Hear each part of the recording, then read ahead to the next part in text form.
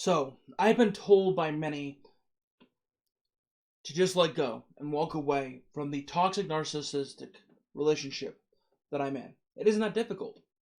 Just do it. Man up and just walk away. So many people, so many, make it seem as though it's an easy peasy casual stroll through the park. There's no complications to it all. But let me tell you what, from my own experience and from what I've gone through, it is not as easy as just getting up, walking away, and moving on with your life and just doing that. Especially when nobody really believes you that you're in one, or that you have no support system, no friends, no family, nobody really backing you up to help you do that. Because I'll tell you what, if you want to disconnect from a relationship or move on and out of it and away from it, in this day and age, without anybody supporting you or anybody helping you, it's difficult. I mean, moving, it's costly. Finding a rental place is somewhat difficult in the secrecy of things without letting the abuser know or the person you're with that is causing you issues. So this could be a really big problem, especially if you don't have any backing you. So it should go without saying that the very few people who've ever experienced what I've had experience will know what I'm talking about. Especially, those who've actually experienced the despicable, disgraceful, constant gaze of judgmental disbelief by everyone. Friends, family, counselors, law enforcement, justice systems, etc. And especially when it's a male's word who states that he's in a emotionally abusive relationship with a female who also is just who and he believes is a toxic narcissist. Yeah. Another thing that actually discourages us or feels it make it difficult is being perpetually denied by any one person or any services or anybody who should be helping you to help you figure out a way to get out of this entrapment of the abuser's grasp and imprisonment, metaphorically speaking. Another thing that also is very hard and very much difficult to deal with is the constant, unceasingly tidbits of unsolicited advice from strangers or friends or family telling you what to do. Telling you that, oh, this is how you do this is how you do that, this is how you do this. It's just, that's easy. But even though you tell them, oh, I've tried that, I've done this, I've done that, and it's just disastrously ineffectual and futilely in vain, these efforts and these advice. But no one seems to ever take what you have to say into heart. And the last and most difficult struggle of all, which some of us experienced, is having to figure everything out on your own, with nobody helping you really, or giving you the assistance you so desire or long for. Why? Well, for a few different reasons. Number one, the biggest one is that, unfortunately, society's frame of reference on the stereotypical norm, on the perception of who the real abusers are, is predominantly men. Now, and while women are perceived as the victims by most people in society, and most people have accepted this and never challenged it or objected it at all. Now, hold on. Before anybody stones me with words of criticism in the comments, let me make it very clear. I didn't specifically state what type of abusers that men are normally perceived as, because as most police, judges, and advocate services, and most of the general populace know all too well that men are predominantly the physical and sexual abusers, occasionally veering into emotional and mental abusers. Now, let's not get all up in arms, because this is very typical. Yet, what is not talked about or brought to light hardly by any one person at all is how women can also be abusers as well. Not just in the emotional sense that is probably somewhat known about, but they can also be physical and sexual abusers as well. But due to the taboo nature of the subject, and most people not wanting to have the desire to talk about or even dare acknowledge that women can be just as abusive as men, it isn't a subject or an awareness made to the public as often or as much as it should be. And now, don't get me wrong. Abusive relationships don't have a specific gender that holds the trophy of being the most abuser or being the most abusive or predominantly. I think, in my own personal opinion, that both genders, male and female, can be just as abusive on any level, any degree, of any severity as the other one. It just depends about a lot of things. Now, I have a challenge. If I dare you to do this, if you want to do this, go to your browser, go to your video website that you watch videos on, YouTube, Venmo, whatever it is, and do a search on what is a male to do. Well, how does a male get out of an abusive relationship, or how males getting out of abusive, toxic relationship with a female.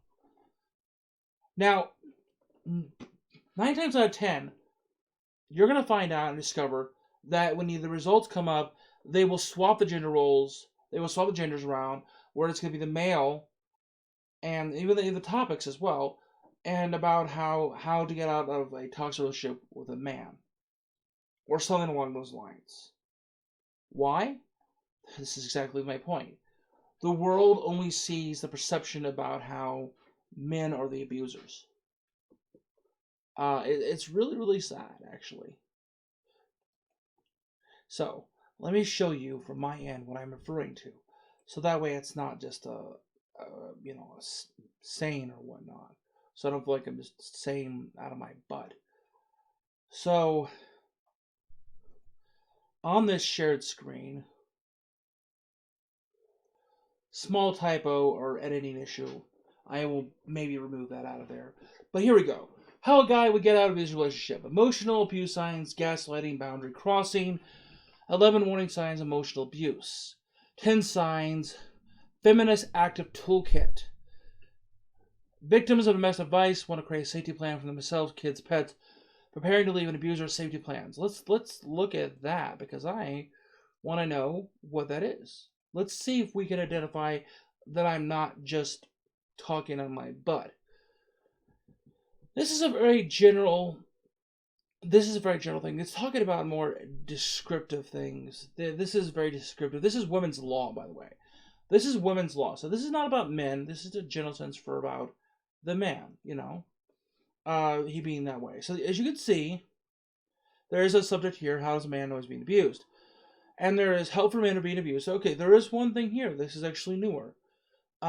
This is interesting, by the way. So there is, this is an article I wrote, male abuse, why it happens, and more and more. So see what I'm saying? There is stuff, but there isn't as many as, it would be light as whatever else. So this is a problem. We live in a society where the normality is that it mostly focuses on, the first couple ones are about how women can be helped to get out of an abusive relationship. This is pretty bad, right? Yes. And I mean, this is why I want to make awareness. I want to make people self-aware of the lack there of awareness on how men can be in abusive relationships with toxic narcissists, and so on and so forth. This even goes for videos on YouTube and other aspects of this as well. So if I were to go to, let's just say, let's do this way. So,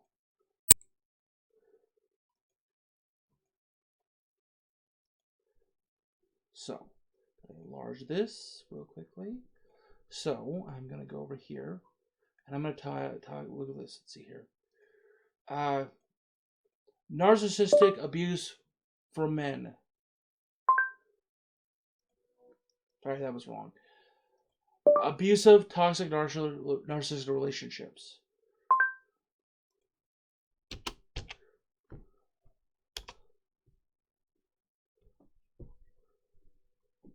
And as we go through here and we look this up, we see this is mostly regarding the women. So I'm going to put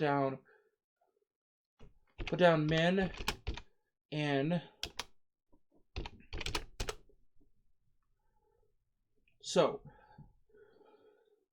this is a topic, how do you get out? There's one right here. It's a year ago. It's from Reddit, by the way. See? Now this is showing up here. And again, we have 2 videos, and then we have these. So there's only a few things that address the issues. And that's a sad reality. So, what does that say for us?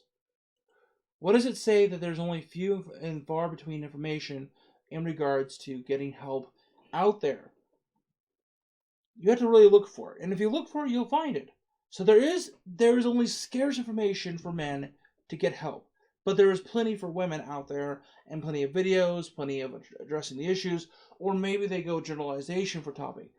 There's a lot of different reasons behind this, but like I said, it's a very taboo subject to talk about and acknowledge that women can be abusers, and especially if they're a narcissist.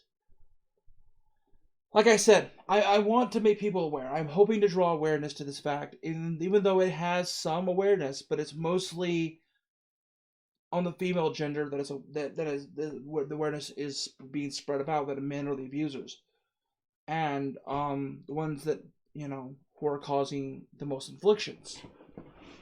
But I want to do this by sharing my own story, my own experiences, and what I went through, and what I'm going through. So let me first off stating that I'm not going to disclose my name for privacy reasons, but I'm going to Mr. Poetic Devil Dog is what I'm going to go by. I was in a relationship for about 4 years back ago. I met this person at a time in my life when I was still on the verge of my own personal struggles. I had just been diagnosed with terminal brain cancer, and I accepted my end. But when I got with her, I wanted to change everything about myself. I wanted to fight to live. Things were, good, then bad, and then constant earthquake and tornado shit-tastrophes on a regular basis. Constantly. And I kept trying to tell myself that if I just fixed myself, this relationship would get better. Well, it never did. And it hasn't. So, sidebar. So, myself, I discovered through therapy and through counseling that unfortunately I had become a honey trap for narcissists, for people who are abusive. And this was due to my own insecurities, the need to fix what I thought was broken in people, the fact that I had not addressed my own personal issues, and I was trying to find penance for my own personal reasons. And this caused a lot of unfortunate bad relationships, unhealthy, toxic relationships that I got involved in a very short amount of time. So I wound up in a relationship with the last and final one. And this is the last and final person I've been in a relationship with. And basically, when I finally became self-aware, which I should became more self-aware and more animatedly trying to change things the first 2 times around. Well, the first time around, when the first one, the big red flag being was that when we were talking about children, and she said some very harsh, cruel, and very hard words that put me in the hospital due to me having a small small heart attack. She didn't really care. She just cared about getting her rent, and that was it. The second time, which then made me aware, or this was actually the third time, that really made me self-conscientious about it all, was the fact that we had a disagreement on a camping trip, and she pulled over, got the attention of somebody else, and basically left me for my own devices to figure out how to get back to my own city without any real money or means of doing so. But I did, luckily. But that's when I started to make the move. I started to find out how to get help and to go seek out more direct means of disconnecting and escaping, only to find out there was none. I looked up videos, I looked up things, I tried to get help on the internet, and nothing. And I've been making the campaign since, and I think that because of this campaign, there's been more. I think maybe I've made a small difference. I'm not sure, though. because when I looked before, those videos, those information didn't exist. The paper that I wrote regarding that, maybe there's something that came of it. And now I'm making a video of it. Again, there's another video that I made as well about the same thing. And so maybe finally the awareness is coming to fruition, and it's a slow and very, very painstaking fruition, to come to light. But anyways, so it took me a long time. So I first went to an advocate services that I was recommended to go to, and I was basically told in a very nutshell way that, I'm not a priority. It's not a thing they're usually dealing with. They deal with more women who have families or single women who are in abusive relationships, and I wasn't a priority. That I would be put into the back burner, and then eventually I would be on a wait list. But they don't think it'd be anytime soon. Next was the judge. I asked for a cease and desist order. The judge told me no, because he didn't think emotional abuse was a viable reason to, approve one. Finally, when I had called the police to remove her out of my home at one point, the police favored with her, and I had to leave. Now, on top of all this, I moved to some place that I thought she would never be able to find me, and I never told her where I was at. But then because I was former Mormon, and if people don't know this, Mormons keep their addresses on a public directory for the Mormons of their church, for their particular wards, so you can find them if they're in there. You just search them by name. And because she was also former Mormon, she found out where I lived and showed up out of nowhere. So and she did that quite a bit. So I made the emotional disconnection, but the physical part was the most difficult part, because I could not, for the like of me, move to someplace else without anybody helping me. I'm 56 years old. It may not sound like it or look like it, but I am 56 years old, and unfortunately, my age has caught up with me. A lot of the stress and other things in my former life have caught up to me physically, making it difficult to do a lot of things, physically wise. But I still do them, despite not supposed to. But trying to move is very difficult when you don't have friends or family to help you move in the nearby vicinity where you live. Now, I by the way, I also mentioned that I live in Idaho. I'm not going to say which city I live in, but I live in the southeast end of Idaho. Now, so this is why support and everything else here is not as prevalent as I would like it to be. So I did have a lot of help. Not to mention COVID-19 also occurred, so moving was very difficult, and let alone. So the other thing that's difficult is trying to find a place on your own, with inability not to drive or to get around or do things. It's somewhat difficult. So I don't know who else has experienced this. Maybe some other people have, because I've seen all these videos where they have this step-by-step process. You need to have all these things in order, and you need to do all these things to make yourself aware, to get away, to do what you need to do. And they seem okay. They seem like you could do them, but they also seem like they have a support system, a fail-safe, a backup plan with people they know or trust. If you don't have all that, what do you do? Well, this is what I did.